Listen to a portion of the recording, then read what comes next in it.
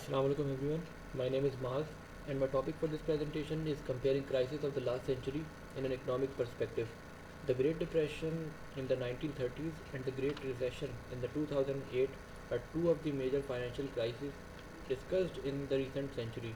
In this presentation, I will try to unfold these two global crises theoretically and see how the lessons learned from them can be put to good use in the ongoing economic crisis known as the Great Lockdown. Various researches have been carried out in trying to understand the root cause of a financial crisis. Frederick Mishkin, a professor of economics and finance, provides a four-stage model that creates a crisis, of which adverse selection and moral hazard are the most important. Gordon, another renowned economist, places the blame on increased leverage in the financial system, which generates a lot of profits but can cause immense losses if the economy stumbles a little. In fact, both these professors were right, and the factors that they suggested were true in the 2008 crisis.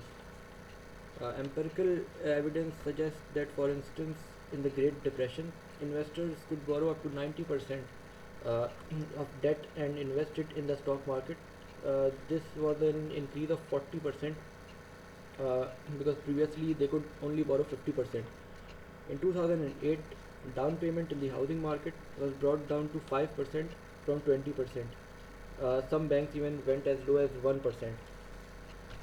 Studies have been carried out to test the financial distress based on leverage, and it has been concluded that leverage, in fact, increases the chances of a company going into financial distress.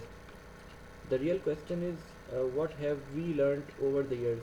One key thing is the concept of deposit insurance that was not present until 1933. The Great Depression actually moved policymakers into allowing or, in fact, enforcing deposit insurance for banks. Similarly, financial regulation was a concept that was mostly understood and implemented after 2008 when the financial crisis sort of caused a lot of damage all over the world.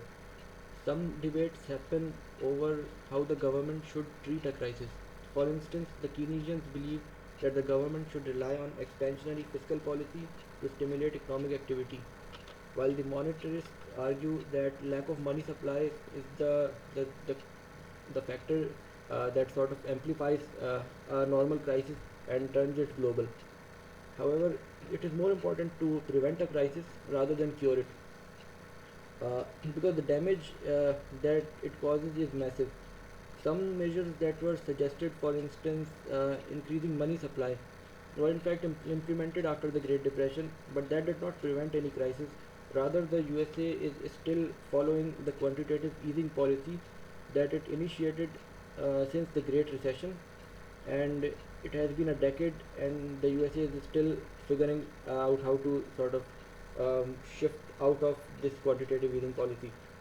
In fact, one of the major limitations to my research was that it did not see the crisis as a whole, rather, it tried to break it down into individual components and then tried to tackle each component individually. However, I believe that every financial crisis or economic crisis uh, it has a lot of components bundled together, which makes the crisis uh, huge, and it has spillover effect all over the world.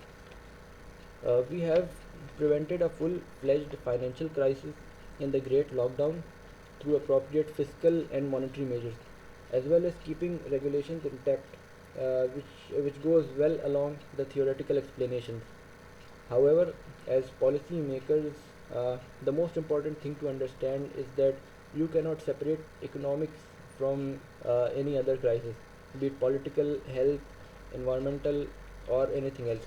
It all boils down to the real economy, as we have witnessed in the last century.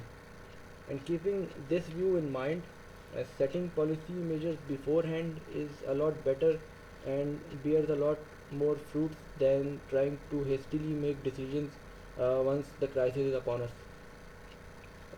This was, I believe, an area which was also left untouched in the researches.